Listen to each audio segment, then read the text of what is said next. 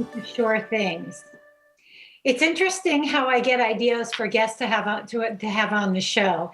And today's guest, I actually heard about through a friend of mine, a very good friend of mine, who works all the way up in Maine. And believe it or not, she told me about this wonderful presenter who presented all about tea and the history of tea and his work with tea. And when she ever told me where his shop was, I just had to laugh, and I was so happy to reach out. And I'd like to welcome Phil Parda. Hi, Phil. Hi, Mary. Thanks for having me.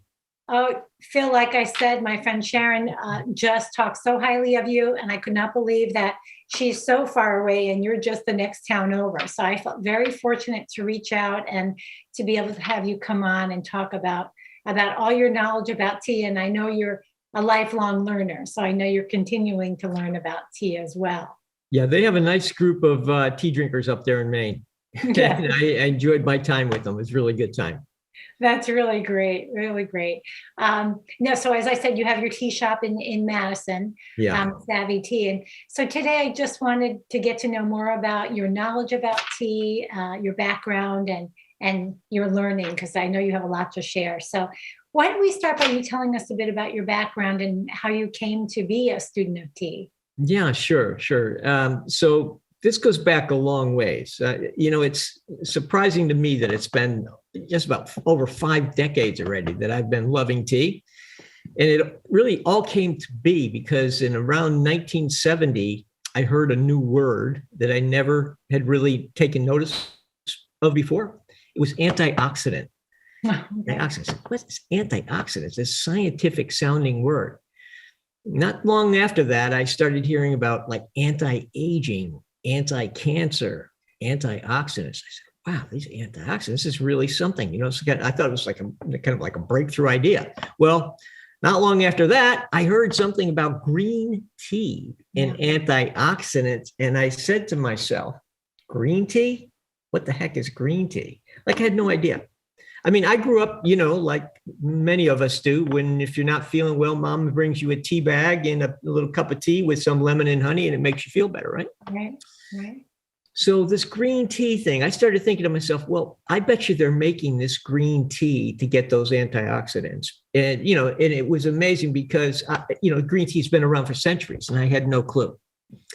So I went to a natural food store. I said, I've got to get some of this green tea. I want these antioxidants. I'm a young guy. I really need to do this. And so I go to a natural food store, and sure enough, I buy a box of green tea. I bring it home. I say to myself, you know what? I'm going to drink this even if it's like medicine. I'm getting these antioxidants, no doubt about it. Well, I make my first cup of tea. I have a taste, and I say to myself, well, it's not really that bad. Within 3 days, I'm in love with the tea. Oh, Every wow. morning I'm jumping up. It's like a Zen moment in my day. I'm having my tea, I'm getting my antioxidants, and I'm feeling like I'm the only person in the world drinking tea.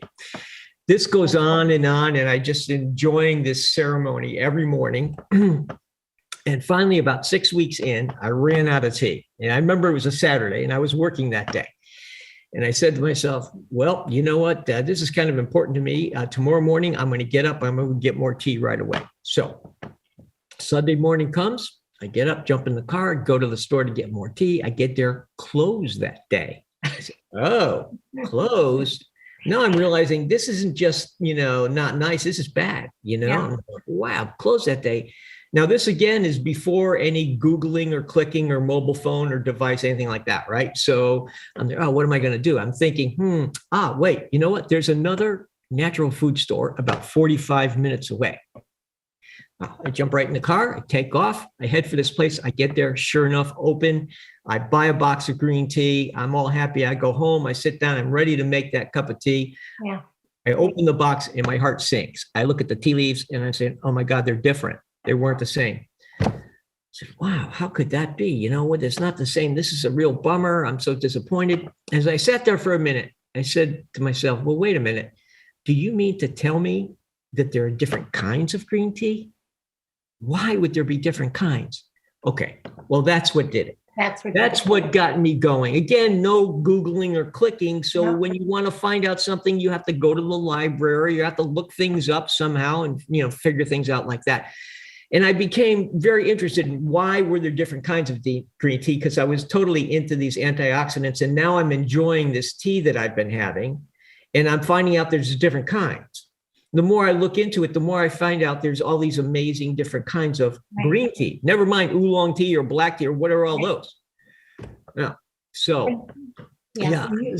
You did a lot of research on your teas then. Well, it's just because this thing got sparked in me. When I started looking at different types of tea, I noticed that the tea leaves had all these unusual shapes to them. Yeah. And that really made me wonder, like, why would someone go to the trouble of making these tea leaves in different shapes? Yeah. And so I started studying tea more and learning about tea. And I started finding out that these unique different shapes of teas created, and different growing locations where they came from, created different nuances in the tea. And to me, this became like more and more and more fascinating. In around 77, I started a little manufacturing business. And by 80, I found myself traveling to Asia because of this manufacturing business. And I never even had a passport before, Well, I find myself... What was your background before the tea evolution in your life? Well, interestingly enough, I was going to go into education. Okay. That was where my direction was heading. But towards the end of my college days, teaching was not paying a lot. And I had an opportunity come up in business. And so my last year and a half or so, I took a bunch of business courses and ended up going into industry for a while. And that was around 7 years or so. And then I finally started my own business in 77. Yeah. And so anyway, I find myself in Asia. I find myself one day walking through an airport terminal in China, not knowing where I was going to go. This is the first time, not knowing where I was going to go, who I was going to meet, or anything like that. I'm really kind of paranoid. I'm dragging my suitcase behind me and looking around. As I'm going through the terminal, I'm noticing on both sides of the aisle, there's all these tea stalls. Yeah. And they're, oh my God, look at this. I stop and I'm looking at different teas. And hey, that's the kind of tea I've been drinking. But what are all these other teas? What's this tea and this tea and this tea? And like this giant puzzle starts presenting itself. I'm there like, oh my gosh, this is just way beyond anything I ever imagined. And that just took it from a flame to a blaze. And so I ended up, well, originally, really because of manufacturing, I ended up traveling extensively throughout Asia for quite a number of years, going from around the early 80s to around 2000 or so. Wow. Traveling, yeah, a lot. I ended up with an apartment and an office in Hong Kong. I was in and out of China all the time. And so I was back and forth. I was probably over in Asia about 6 times a year or so, something like that. Yeah, so it was a lot, but every spare moment, every evening or every weekend, whenever I was there, I found myself in a tea shop or a tea house, eventually tea markets, and then tea gardens and tea factories. And I was going to all these places on these little 1 or 2 day trips whenever I had a chance, just to make these amazing tea discoveries. And I was really only doing it because I loved tea. Yeah. I love tea. And this continued on and on. I mean, I'd be coming back from a trip on a plane and I would have this little treasure, a little box of tea on my lap in the plane because I didn't even want to risk putting it in my checked luggage, right? I was just like, oh my God, this is so amazing, right? It's incredible. Because I started learning about the artisan techniques. Yeah. And centuries of work that's been put into cultivating and processing, growing tea. Oh, incredible. Yeah, so this goes on for, a long time, and I'm just building my tea knowledge. Finally, the end of the 90s, my kids are getting ready. They're going to be graduating from college. And I'm cleaning up around the house. And I come up to this spiral-bound notebook. It's sitting on the counter, and it's really fat because it's got stapled into it all these receipts and sketches and my notes on Mandarin. I've been learning Chinese over the years. Oh, wow.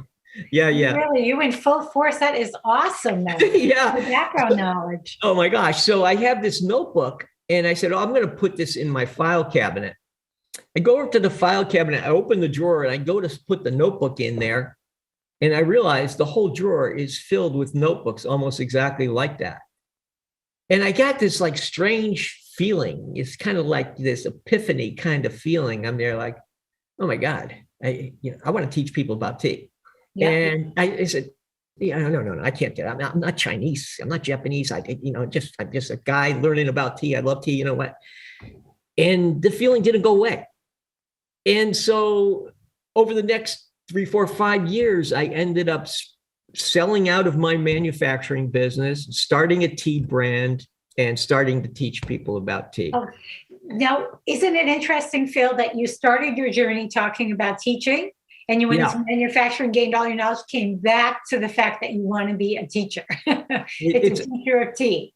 You know, it's a funny thing because not only do we have our tea shop and our online store for tea, and we have built this incredible community of tea drinkers over the past 10, 12 years, where people that came into us years ago that didn't really know anything about tea are now quite advanced tea drinkers. It's very, it's so uplifting for me, right? Yeah. But now I also teach these professional certification classes where I've, young entrepreneurs from different places, actually internationally around the globe, that I do these training teaching sessions for. And it is just, it's something special in my life that makes it really nice. When you train someone, when you do these sessions, so you're doing a training session for teas, does that mean that person ends up with a certification? And then what would they do with that? Would they just do it? So we do, I teach for an organization called International Tea Masters. This is my professional teaching segment. And they can get a certificate in as a tea sommelier or tea master. And so this is, good for any kinds of careers that people might be interested in the F&B food and beverage industry, or if they're interested in any kind of a tea business of their own or anything like that. Wow. Yeah. So, yeah. Do you find when you say that type of title, I always think of the wine connoisseur.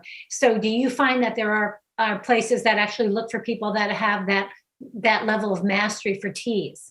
I guess you do. Absolutely. Yeah, of course. Yeah, that's what our courses are about. That's exactly what it is. And, there are many parallels between wines and teas, unique terroir and processing conditions and things like that, and cultural influences, so really quite something. That is fascinating. We're going to just break away for a short announcement. And when we come back, we're going to hear more about the different types of teas and the benefits they have. See you soon. Community TV, your neighborhood TV. Publicly funded and a reliable partner for cable companies nationwide, it provides transparent coverage of local and state government, education, and public programming. A digital town green that can be watched anywhere, anytime, and on any device. Watch us on today's high-tech distribution methods. Community TV in Connecticut. Local, unfiltered, reliable, and yours. Contact tracing is one of the best voluntary ways to stop the spread of COVID-19, and information provided will be kept private. But imposters might pretend to be contact tracers to get access to your personal information or money. Real contact tracers will never ask for your social security number or financial information. You'll receive text or emails from contact tracers only if you have opted in. If you don't recognize the tracer's phone number, contact your local health department. To learn more about contact tracing, please visit portal.ct.gov/coronavirus/contact. Welcome back to Sure Things. This afternoon, I'm enjoying my nice cup of green tea, by the way, Phil, and talking to Phil Parda, a student of tea who's teaching us all about the history of tea and some of your background with tea, which is fascinating, Phil, fascinating. Thanks so much. So you talked a bit about how you developed your passion, and I feel like it's almost your purpose to go out there and learn all about the teas. At what point did you open your shop that you have now? Okay, so in around 2004, 2005, we conceptualized, my wife and I, Judy, we conceptualized an online platform, right? And so we started going to farmers markets and different places like that, trying to build up a mailing list. Mm-hmm. And by 2008, we got to the point where we said, gee, it would be so great to be able to have a retail location, where we could do this. Yeah. So it was 2008 that we decided to actually, we added a new brand, which we call Savvy Tea Gourmet, because the whole idea was, creating a platform to people to come in. We called it, for the healthy Epicurean, for people to come in that appreciate different fine things, and they could learn about tea. And so we did that in 2008, and that was our big step into the. And that was your order. step. I noticed on your website that there are a lot of events. You have your whole calendar there, and you have events, and some of what's listed there talk about tea tastings. With everything we've gone through with COVID and everything, where are you now? Do you have people still coming in on days to do tea tasting? Well, we have the store open so people can come in and they can select teas. But what we had to do when COVID came, we had to pivot to virtual. And so we created a method of taking orders, sending customer samples, sending them, Zoom links, and doing virtual tastings online. And the surprising thing is that in some ways, it's better. In some ways, it's not quite as nice because we're not one-on-one and, in the same room with people. But in other ways, it's more interactive because we send customers samples, then they prepare them at home while I'm preparing them in the shop. And we do a presentation, a PowerPoint kind of thing and all that, and go through interesting facts about tea and whatever the topic is. We have about 60 different topics that we do tastings on. And, they're every Wednesday night at 7. What type of topics would you address in a tasting? Well, the thing we have some recent ones that were like creature comfort with tea is real, supporting heart health with tea, preventing DNA damage with tea, the teas of China, natural remedies from nature's apothecary. Those might be a few typical tastings. Do you find a lot of research? It's interesting when you talk about those topics. Do you find that there's actually research out there when you talk about heart health or? Oh my gosh, yes. Really? Okay. Oh yes, absolutely. Yeah, I quite often refer to my, a lot of our tastings are based on health. And so I use many of the industry documents that have, there's many studies that have been done on teas that have actually been able to help prove ancient health claims about tea. And so this is really beneficial. Tea is truly a full body tonic. The thing about tea that's probably been the biggest challenge is the fact that when we grow up, we think we know what tea is all about. And really, we only have a very narrow view of it. And so there's a whole lot more to know. And it's very, very much about educating people about tea. And when you do, they usually get quite excited about it and turn on to it. So it's so good, right? Right. And so the health benefits is one of those things. And, the health benefits, are just, a lot to talk about. We need a whole nother show for that. Yeah. Right. Yeah. But there's so much, right? But I'll hit on some of the high points for you. But I usually end up telling people at some point, forget about the health benefits because they're still going to be there and just enjoy the teas because they're so amazing. I mean, how many things are that you can do as much as you want and still good for you, Yeah, I want to ask you, Phil, about tea. Do you think putting anything in your tea, milk or honey or anything, in any way dilutes the benefits of the tea? Do you put strawberries in your Veuve Clicquot? No. Well, yes, I do sometimes. Okay. Well, then it's okay. Yeah. Then it's okay. It's the same thing. Yeah. It's a unique terroir. It's about, to me, like I'm not usually so much anybody to put anything in my tea because what has fascinated me is the uniqueness in the different teas. Right. Whether they're green teas, oolong teas, black teas, it's the uniqueness. So I'm not so much that I want to adjust that, but there's absolutely nothing wrong with it. Sometimes certain ingredients you put in tea could maybe detract a little bit from some of the health benefits. But the real thing is, why are you drinking the tea? Right. And, if you're drinking it for the tradition or the experience, that's one thing. If you're drinking it for just because you want a flavorful, lovely drink, that's another thing. If you're after the health benefits, that's another thing. And it all really goes together. It's interesting because it is a communal thing too. In my family, as you said, if somebody was sick, this was the teacup that my mom would come upstairs. I recognize that. With a teacup, and she would give me my cup of tea. And then as I got older and everything, my sister and I got close. And if I ever called her with a problem, she'd always say, "Get your cup of tea and we'll sit and chat about it." So the tea had a whole different meaning to it, that whole process of having the cup of tea. Let me share this with you. In tea, there's a very valuable ingredient most people don't really know about. It's called L-theanine. Do you know? No. Okay, so L-theanine is an amino acid, and it occurs in tea, and it's in higher concentrations in certain teas. But L-theanine has this relationship with the caffeine in tea to create a state of mind I call clear calm. It's fabulous for focus, concentration, creativity, and conversation. So many times when you're drinking tea, it puts us in this very pleasant state, happy frame of mind. But L-theanine is proven to lower blood pressure. It has a calming effect and creates this alertness without anxiety and just calm feeling. Yeah, so amazing. And that's one of the reasons why tea, when you go to Asia, whenever you sit down with anybody, social or business, the first thing that happens without asking is tea appears. And that's why, okay? Because it's conducive to conversation and it's conducive to people coming together. Do you find throughout your day, Phil, because I'm sure you have many varieties of tea at home. Do you find, depending upon your mood or where you are in your day, you might reach for a different type of tea?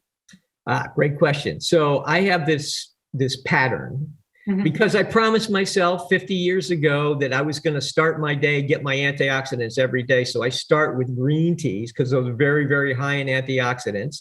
And I'll have 2 or 3 mugs of green tea throughout the morning, right? But then I will, usually midday, I'll shift to an oolong tea or a black tea. And I always finish my day with a dark tea. And a dark tea is another category of tea, a little different than a black tea. Yeah.